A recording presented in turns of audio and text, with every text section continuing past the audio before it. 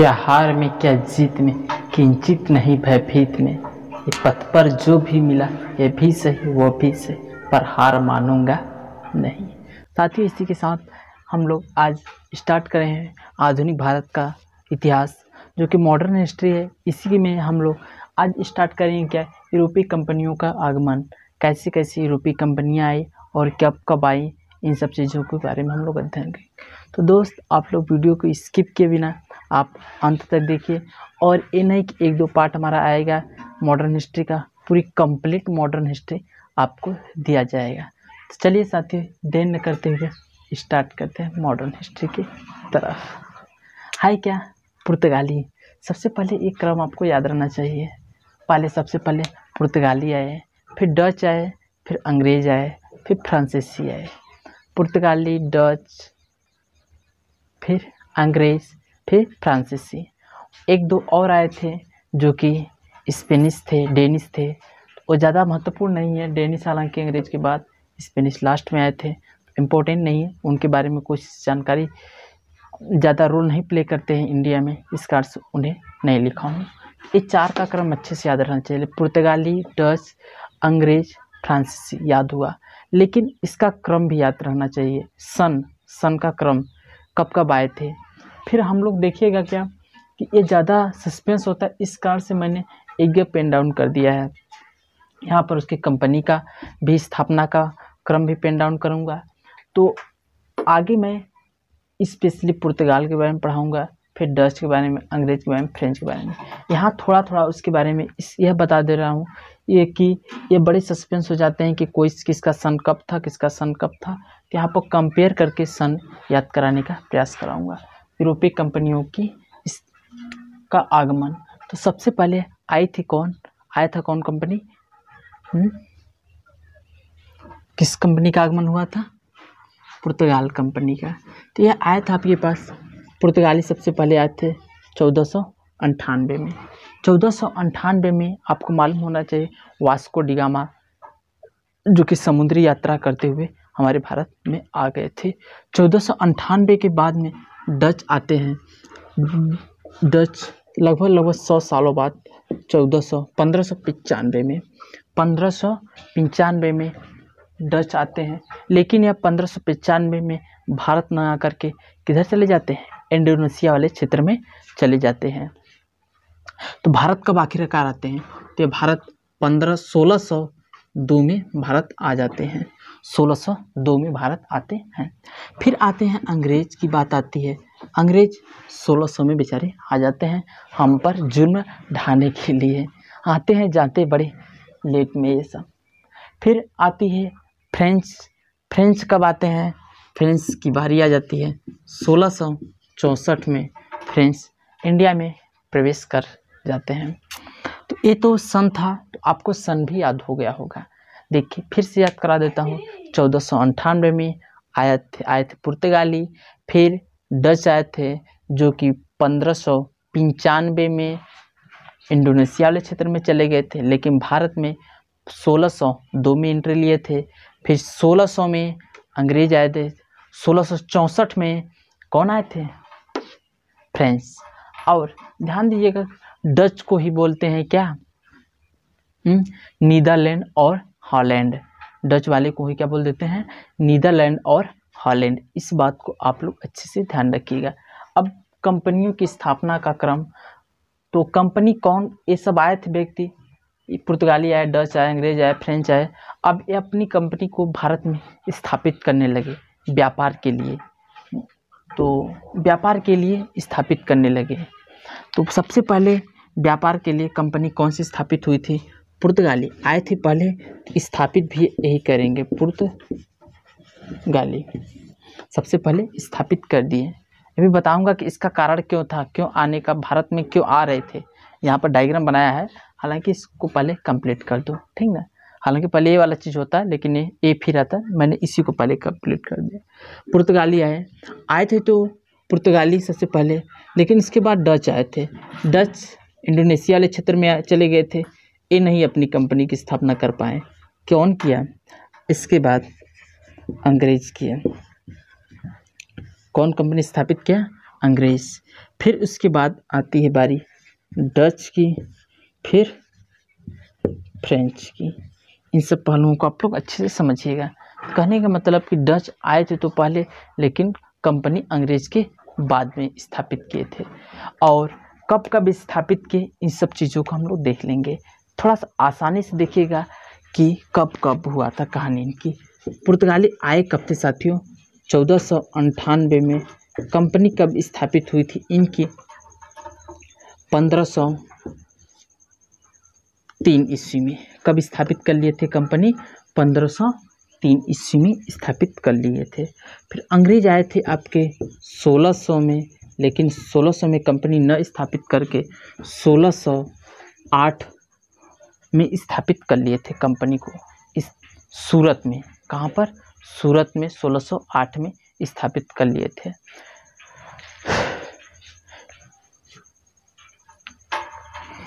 तो 1608 में स्थापित किए थे सूरत में। लिख दे रहा हूँ। ये कहाँ पर? कोच्चि में। अभी डायग्राम पर बताऊँगा, याद तो ऐसी हो जाएगी कुछ करने लायक नहीं। ये 100% दे रहा हूँ तो मैं याद करा रहा हूँ, अभी बस देखते चलिएगा। अंग्रेज कब कहाँ स्थापित किए थे? सबसे पहले सूरत में। अभी कोई बोलेंगे मसूलीपट्टनम में, बता रहा हूँ उसका कारण। डच सबसे पहले आए कब थे इंडिया में? 1595 में, लेकिन भारत में 1602 में एंट्री लिए। और लेने के पश्चात में कंपनी कब स्थापित किए थे ये लोग? 1605 में। 1605 में एक कंपनी को स्थापित कर दिए थे। कहाँ किए थे? मसूलीपट्टनम में।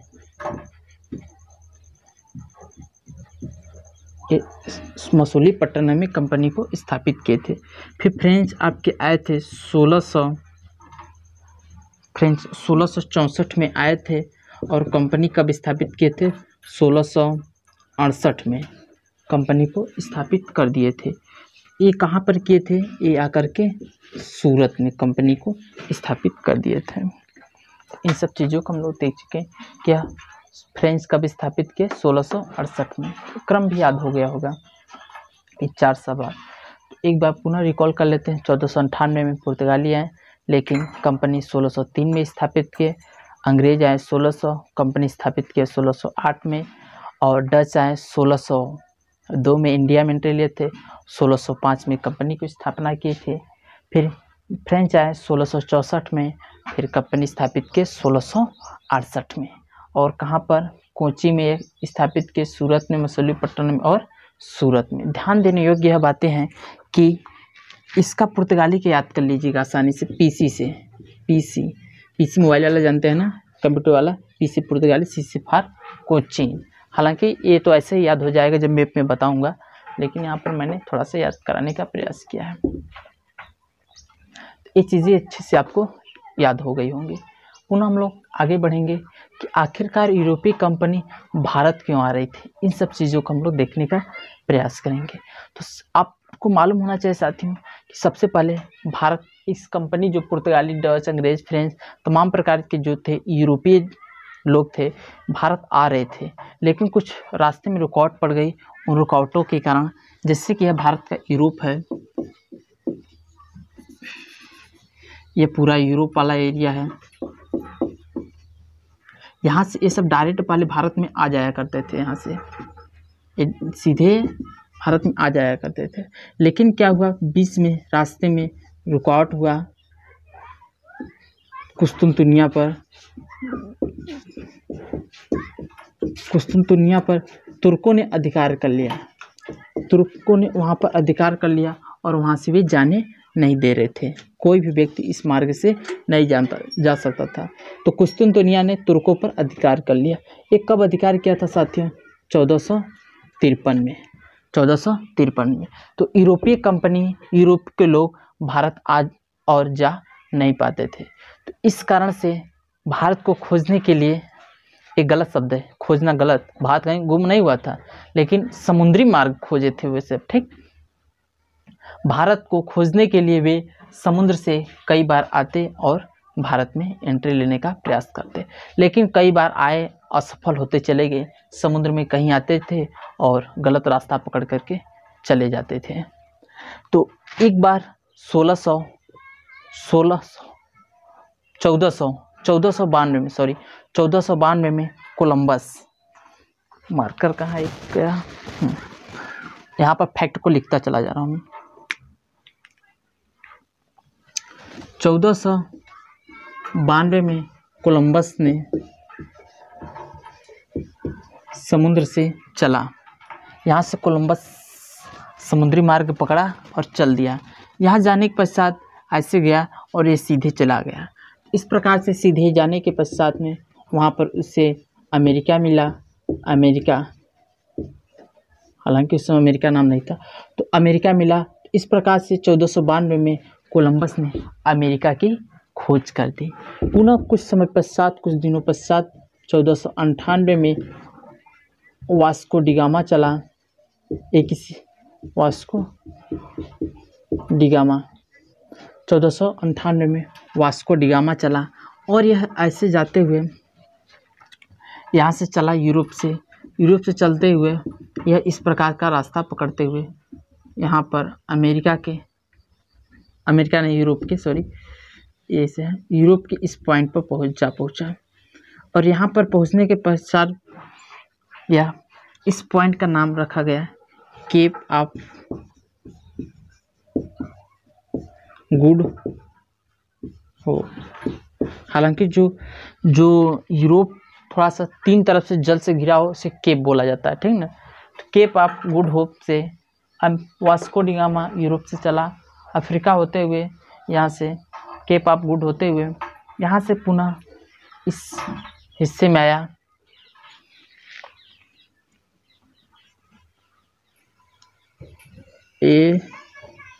इंडिया जा पहुँचा। पुर्तगाली था ना, वास्को डिगामा पुर्तगाली था। यहाँ पर भारत में पहुँचा। ये पहुँचा कहाँ? कोच्चि पहुँच गया। सॉर्थम या कहाँ पहुँचा? कोच्चि पहुँचा। कोच्चि जो कि जहाँ पर वह सॉर्थम कंपनी की स्थापना किया। तो पुर्तगाली की कंपनी का स्थापना तो ऐसे भी मालूम हो जाएगा कि जहाँ सॉर्थम पहुँचेगा तो उसी जगह तो कंपनी बनाएगा अपना। इसी जगह जा कर के सॉर्थम वास्को डिगामा कोच्चि जा कर के कंपनी का, वास्को डिगामा हालांकि नहीं किया था, आगे करेंगे, लेकिन सॉर्थम कंपनी कोच्चि में ही स्थापित हो गया। और यह वास्को डिगामा केरल में कोच्चि के तट पर पहुंचा।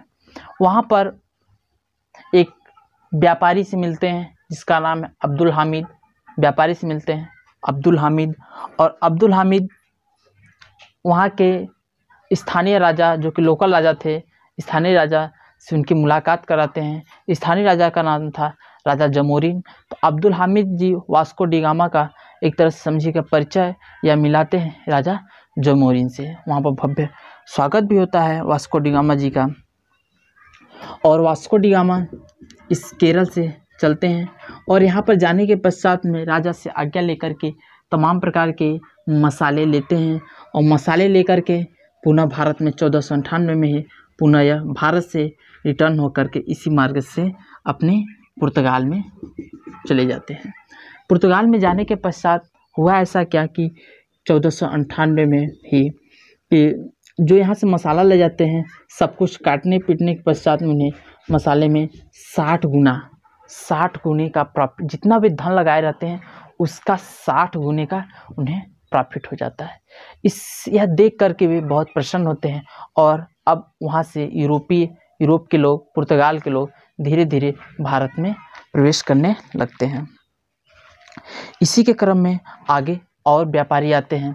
पुनः यह 1602 में आते हैं। रुक जाइएगा 1 मिनट साथियों। 1602 में आते हैं, लेकिन उसके पहले एक 1500 में ही 1498 आए थे। इसके बाद एक और पुर्तगाल के ही व्यक्ति आते हैं 1500 में, 2 साल बाद, पेड्रोज अल्वारेज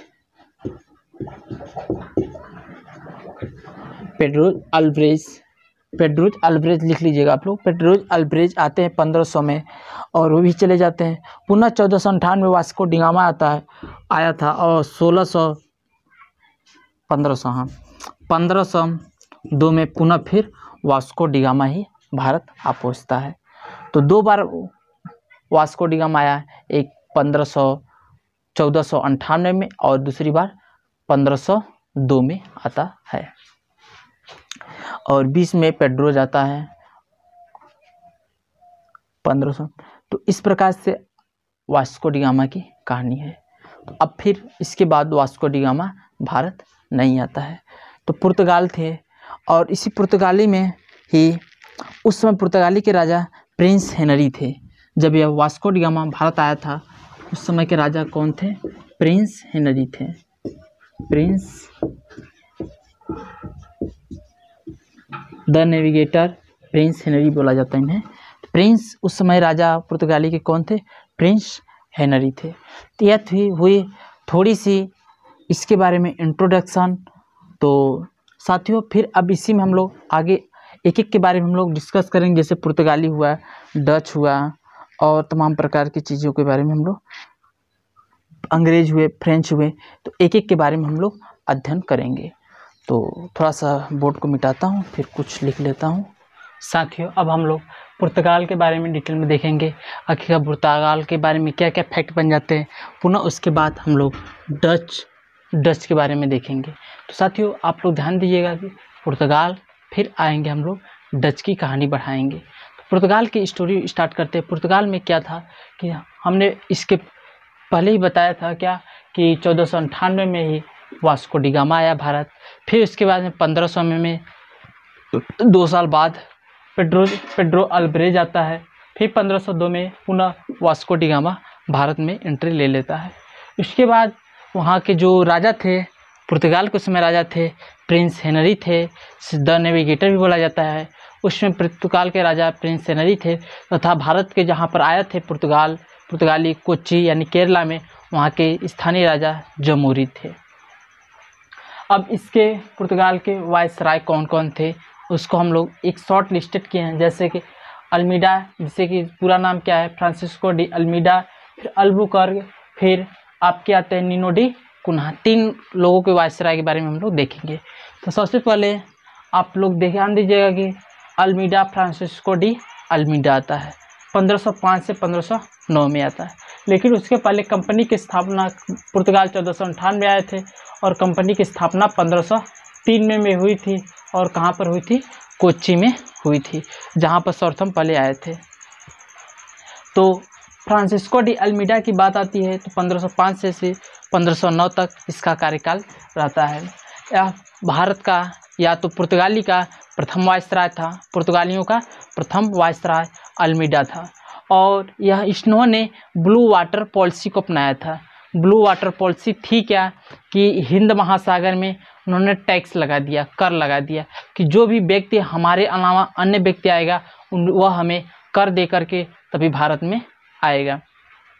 तो ध्यान दीजिएगा इस बात को कि जैसे कि भारत है या तो इन्होंने यह हिंद महासागर वाले एरिया में ब्लू वाटर पॉलिसी अपनाए, यानी टैक्स लगा दिया, जिससे क्या होता था कि अन्य व्यक्ति आते थे वहाँ पर यहाँ पर कर देते थे तब आते थे। इसका यह कारण था कि हमारे अलावा कोई अन्य भी व्यक्ति न आ पाए। ब्लू वाटर पॉलिसी अपनाया। फिर आते हैं अल्बुकर्क। अल्बुकर्क थोड़ा सा ज़्यादा इम्पोर्टेंट है, अल्बुकर्क के बारे में ध्यान दीजिएगा। अल्बुकर्क क्या करता है, कब से कब 1509 से 1515 तक रहता है। यह सर्वप्रथम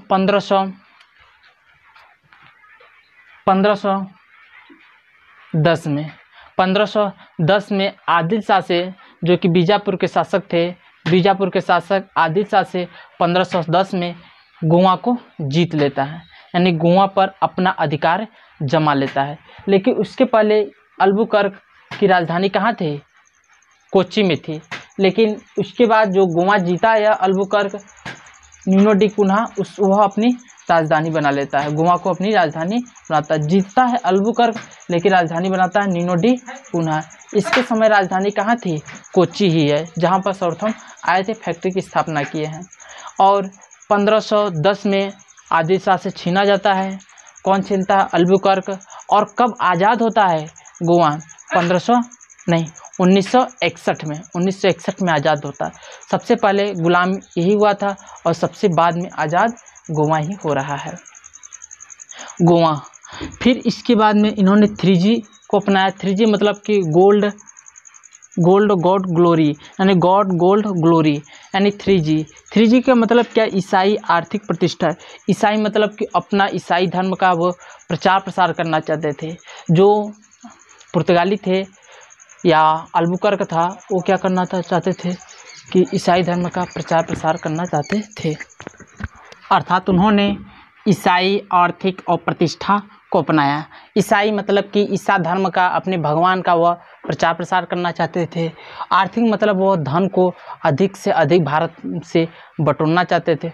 और प्रतिष्ठा मतलब कि यह जो भारत में अपने एक आधिपत्य जमाना चाहते थे, लोगों के समाज के बारे में जानना चाहते थे। इसके लिए उन्होंने एक नीति अपनाई जो कि क्या थी? विवाह नीति थी। विवाह नीति से होता क्या था कि वे लोग जो ईसाई धर्म के लोग थे, जो पुर्तगाली थे, वे भारतीयों से शादी विवाह कर लेंगे। शादी विवाह कर लेंगे तो उनकी संख्या क्या होती जाएगी? इंक्रीज होती चली जाएगी, इंक्रीज होगी, बढ़ेगी। बढ़ने के साथ साथ उनकी संख्या बढ़ेगी तो क्या आएगा? वो ईसा धर्म का और ज़्यादा प्रचार प्रसार होगा। चूँकि स्त्रियाँ तो भारतीय हैं, लेकिन जो वो लोग थे पुर्तगाली थे, वे भी क्या थे? पुर्तगाली थे, पुर्तगाली व्यक्ति थे। तो इस प्रकार से उनकी संख्या बढ़ती जाएगी और आर्थिक स्थिति भी अच्छी होती जाएगी, क्योंकि अधिक संख्या उन्हीं की होगी और समाज में एक प्रतिष्ठा बढ़ेगी, यानी आपस में घुल मिल जाएंगे। ऐसी स्थिति को उन्होंने इस कारण से विवाह नीति को अपनाया। इस प्रकार से इन सब चीज़ों के बारे में हम लोग देख रहे हैं कि अल्बुकर्क ने कई कार्य किए, जैसे कि गोवा को जीता, बीजापुर को जीत लिया था और विवाह नीति भी अपनाया। इस प्रकार से पुर्तगालियों का वास्तविक संस्थापक अल्बुकर्क को ही कहा जाता है। अर्थात पुर्तगाली का वास्तविक संस्थापक अल्बुकर्क को बोला जाता है। इसके समय में राजधानी कोच्चि थी, जैसा कि मैंने पीछे बता दिया है। और अब आते हैं Nino de Cunha third. Nino de Cunha का कार्यकाल तो इम्पोर्टेंट नहीं है, कार्यकाल किसी का भी नहीं इम्पोर्टेंट है कब से कब रहे, लेकिन उनकी जो घटनाएं हैं उनमें महत्वपूर्ण, उन्हें याद करना जरूरी है। तो नीनो डी कुन्हा यह उन्होंने सर्वप्रथम गोवा को राजधानी बना लिया। जैसा कि मैंने बताया था कि अल्बुकर्क ने जीता, लेकिन राजधानी किसने बनाया था? नीनो डी कुन्हा ने। और 1535 और 1539 की दो घटनाएं हैं। 1535 1539। 1535 में दीव को जीत लिया था और 1539 में दमन को जीत लिया, यानी दीव और दमन अब पुर्तगालियों के कब्जे में आ चुका था। ये चीज़ आप लोग अच्छे से ध्यान रखेंगे। फिर पुर्तगाली से और कुछ इम्पोर्टेंट फैक्ट पूछ लिए जाते हैं। पुर्तगालियों को प्रिंटिंग प्रेस का जनक माना जाता है, यानी पुर्तगाली ही प्रिंटिंग प्रेस भारत में लेकर आए थे।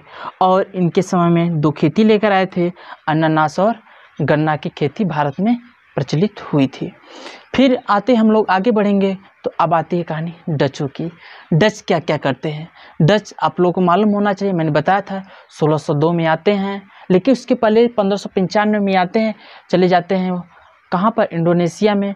पुनः 1602 में भारत में आ जाते हैं और 1605 में अपनी फैक्ट्री को मसूलीपट्टनम में ले जा कर के बैठा देते हैं। फैक्ट्री मतलब कि एक रहने का स्थान, उनके सामान का आवागमन जहाँ से करते हैं, मसूलीपट्टनम में।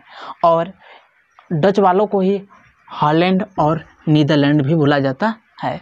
इसके नेतृत्वकर्ता अर्थात भारत में सर्वप्रथम कौन व्यक्ति आए थे? हाउटमैन करके हैं, कार्नेलियस हाउटमैन सर्वप्रथम भारत में, या इसके नेतृत्वकर्ता, डचों के नेतृत्वकर्ता कार्नेलियस हाउटमैन हैं। सबसे पहले इंडोनेशिया में गए, मैंने बताया था 1595 में गए थे, और फिर भारत में 1602 में आए। भारत में वे मसालों का व्यापार नहीं किया, क्योंकि मसाला उन्हें इंडोनेशिया से पर्याप्त मात्रा में मिल जाता था, इसलिए भारत में वे कपड़े का व्यापार करना प्रारंभ कर दिया, कपड़े का व्यापार किया। तो ये थी डच की कहानी। अब डच का खात्मा भी इसी के करीब हो जाता है, लगभग 1759 में। 1759 में 17, ध्यान दिए 1700 है, ठीक ना, सब 1600 चला है। 1759 में बेडरा का युद्ध होता है।